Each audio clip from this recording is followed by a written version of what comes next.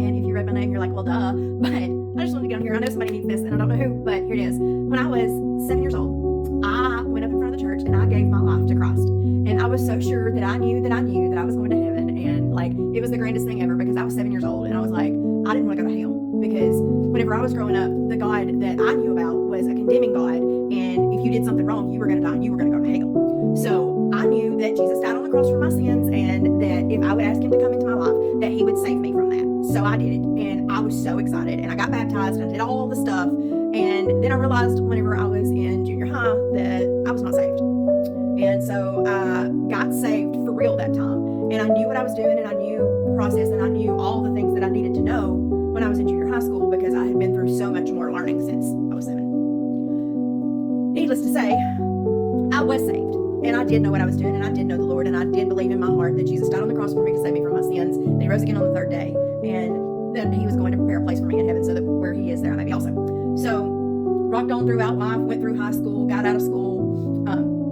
When I was 24 years old, I had my son, and 6 months after I had my son, my mom passed away. And here I was with a brand new baby, and I had no idea how to raise a kid, and I didn't know how to be a mom. And the book What to Expect When You're Expecting doesn't teach you what to expect after you have the kid.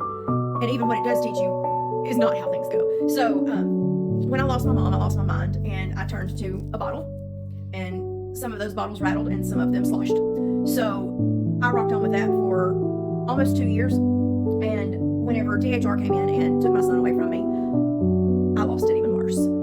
I took my very last rattle bottle thing that day, and have not touched the things since, and that was maybe 14 years in March since that happened, and I'm very, very thankful for that. I wouldn't trade it for anything. But where I found God was not in that church pew. Where I found a relationship and a knowing who God was came at the bottom of one of those bottles. And I just want you to know that no matter what you're going through and how you feel like you have turned your back on God, he doesn't turn his back on his children. He is there for you. He loves you, and he welcomes you back with open arms. You can never get so far away from God that he says he's done with you. You're his child.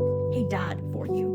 So if you needed to hear this, know that you are not alone, and that this is not the end. There's a bright and shining future out there for you when you're ready to accept it and you're ready to turn your life around. God's there with his hand out, and he is reaching down to you in the pit of hell that you are in on earth, and he will pull you out of that hell. I love you. God loves you. It's never too late. Y'all have a good night.